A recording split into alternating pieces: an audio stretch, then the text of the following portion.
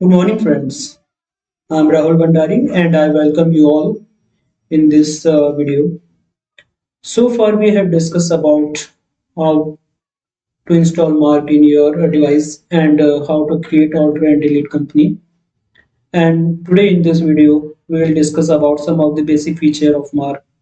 So let's get this video started.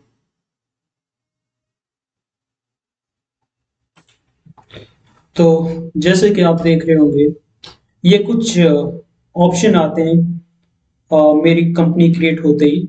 इनके बारे में आज हम डिस्कस करेंगे। पहला जो मेरा ऑप्शन आता है मार्क गेटवे। मार्क गेटवे जैसे कि आप गेटवे से आप समझ ही रहे होंगे कि ये मार्क गेटवे से हम ये समझते हैं ये एक एंट्रेंस हमें प्रोवाइड कराता है कंपनी में, जिसके थ्रू आप कंपनी के अंदर एंटर करेंगे एंड वहां पे जाके आप अपने कोई भी मास्टर, चाहे वो इन्वेंट्री या अकाउंटिंग मास्टर, आप क्रिएट कर सकते हैं, अपनी ट्रांजेक्शन कर सकते हैं और अपनी एज पर योर रिक्वायरमेंट आप अपनी रिपोर्ट निकाल सकते हैं। तो ये सब आप मार्क गेटवे में एंटर करके कर सकते हैं। दूसरा ऑप्शन जो होता है आपका फाइल मेंटेनेंस का। फाइल मेंटेनेंस में मैं आपको एग्जांपल दे देता हूँ। फॉर एग्जांपल कोई वाउचर आप काट रहे हैं, जैसे फॉर एग्जांपल आप सेल वाउचर आप बना रहे हो और सेल वाउचर बनाते समय आपको उसमें डिस्काउंट का कॉलम चाहिए और आप ऑप्शन में जाके अपने एडिशनल ऑप्शन में जाके डिस्काउंट का ऑप्शन इनेबल कर देते हो, बट जब आप वाउचर में दोबारा से आते हो तो वहां पे आपको डिस्काउंट का कॉलम रिफ्लेक्ट नहीं होता है। तो इसका मतलब वहां पे कुछ ग्लिच है या फिर आ, आपकी फाइल थोड़ी सी करप्ट हो गई है, तो उसको मेंटेन करने के लिए यहाँ पे आपको फाइल मेंटेनेंस का ऑप्शन मिलता है।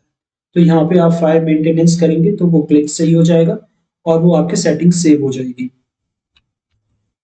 तीसरा ऑप्शन आता है backup of financial year. Mark एक ऐसा सॉफ्टवेयर है जो आपका 7 लेयर बैकअप के साथ आता है। इसमें आप अपना बैकअप ना सिर्फ हार्ड डिस्क बल्कि आप अपने क्लाउड, ईमेल सर्वर पे भी रख सकते हैं।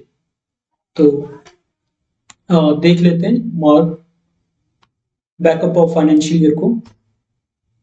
जैसे कि यहाँ पे मेरा डेमो कंपनी बना हुआ है और मैं इसका बैकअप ले रहा हूँ, तो यहाँ पे ये मुझसे पूछेगा कि मैं कहाँ कहाँ पे इसका बैकअप रखना चाहता हूँ। डायरेक्टरी इसने बाय डिफॉल्ट रख ली है, पर अगर मुझे चेंज करनी है डायरेक्टरी की, किस डायरेक्टरी में मैं रखना चाहता हूँ, तो मैं यहाँ पे मेंशन कर सकता हूँ उसे और मैं आगे बढ़ जाता हूँ। यहाँ पे आप देख सकते हैं कि गूगल ड्राइव में भी मेरा मार्क का बैकअप जा रहा है। एफटीपी एक ये सॉफ्ट कॉपी बना देता है जो कि मेरी क्लाउड पे सेव होती है और ये मैं सर्वर पे भी सेव कर सकता हूँ। फिलहाल मैं इसे नो रख रहा हूँ और अगर मुझे अपनी ईमेल पे भी मुझे बैकअप चाहिए तो एक फाइल मेरी ईमेल पे भी चली जाएगी। ये मुझे सर्वर से सेटिंग करनी होती है, जिसके बारे में हम अपनी अगली वीडियो में आपको बताएंगे। तो ऐसे करके मैं अपना बैकअप ले सकता हूँ यहाँ पे।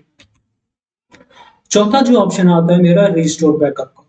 तो एक बार हमने यहाँ पे अपना फाइनेंशियल ईयर का बैकअप ले लिया।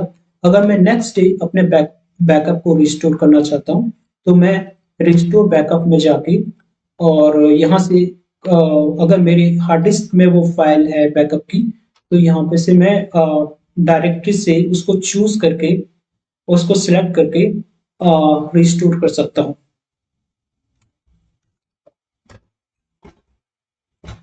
जैसे मैं अभी ऑल ऑल कर देता हूँ।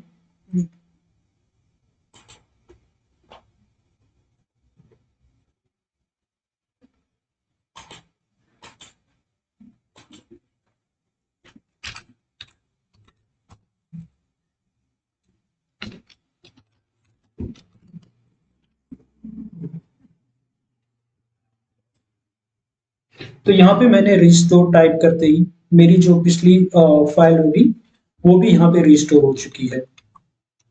अब मेरा ऑप्शन आता है न्यू फाइनेंशियल ईयर। जैसे कि आपको पता होगा फाइनेंशियल ईयर हम क्यों मेंटेन करते हैं। बेसिकली फाइनेंशियल ईयर हम इसलिए मेंटेन करते हैं ताकि हमें पता चले कि अ, एक बिजनेस को रन करते हुए हमें एट जो हमने बिजनेस रन किया है एक पर्टिकुलर पॉइंट से लेकर एक पर्टिकुलर पॉइंट तक उस पर्टिकुलर पीरियड में हमको कितना नफा नुकसान हुआ है, ये हमें फाइनेंशियल ईयर से पता चलता है। तो at the end of the year आपको जैसे at the end of the year आपको नेक्स्ट फाइनेंशियल ईयर में स्विच करना होता है। तो यहाँ पे न्यू फाइनेंशियल ईयर की जरूरत पड़ती है, जहाँ पे आपके closing balance next financial year के लिए ओपनिंग बैलेंस बन जाते हैं। यहाँ पे न्यू फाइनेंशियल ईयर पे क्लिक करते ही ये आपसे पूछेगा कि आप देख सकते हैं ये मेरा पिछला फाइनेंशियल ईयर दिखा रहा है, पहले 1 अप्रैल 2021 टू 31 मार्च 2022, और जो ये मेरा नेक्स्ट फाइनेंशियल ईयर, नया फाइनेंशियल ईयर जो मेरा ये बनाएगा, ये 1 अप्रैल 2022 टू 31 मार्च 2023 को बनाएगा। मैं इसे एक्सेप्ट करता हूँ। एक्सेप्ट करते ही ये शैल आई प्रोसीड को कहेगा, तो मैं इसे यस कर दूंगा। और इसमें ये मुझसे पूछेगा कि जो भी मेरे लेजर के आउटस्टैंडिंग बैलेंस होंगे, स्टॉक होगा, जो क्लोजिंग होगा वो आगे फॉरवर्ड कर देगा यहाँ पे।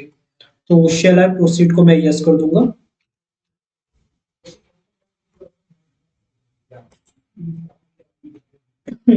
सॉरी,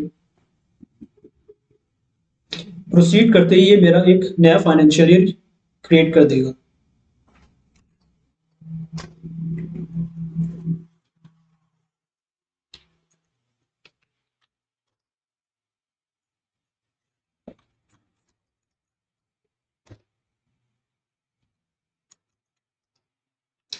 देखिए, जैसे कि आप देख सकते हैं, ये मेरा करंट फाइनेंशियल ईयर था, एंड मैंने जो न्यू फाइनेंशियल ईयर क्रिएट किया वो यहाँ पे क्रिएट हो चुका है।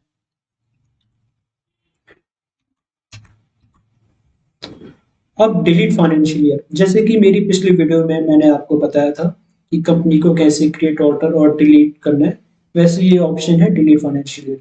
अगर मैं अपने फाइनेंशियल ईयर को डिलीट करना चाहता हूं तो मैं इस ऑप्शन का इस्तेमाल कर सकता हूं, डिलीट फाइनेंशियल ईयर का। और आखिर में आता है मेरा option error checking and rewriting. In case मेरी कंपनी ओपन नहीं हो रही है या फिर कोई एरर आ रहा है, तो मुझे पता करना है कि क्या स्पेसिफिक एरर आ रहा है जिस कारण से मेरी कंपनी ओपन नहीं हो रही है।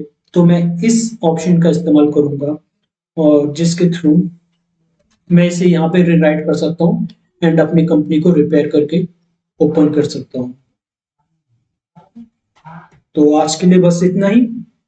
तो इस वीडियो को please like, share and subscribe कर दीजिएगा, और कमेंट बॉक्स में आप मेंशन कीजिए कि आपको अगला वीडियो किस टॉपिक के ऊपर चाहिए। धन्यवाद।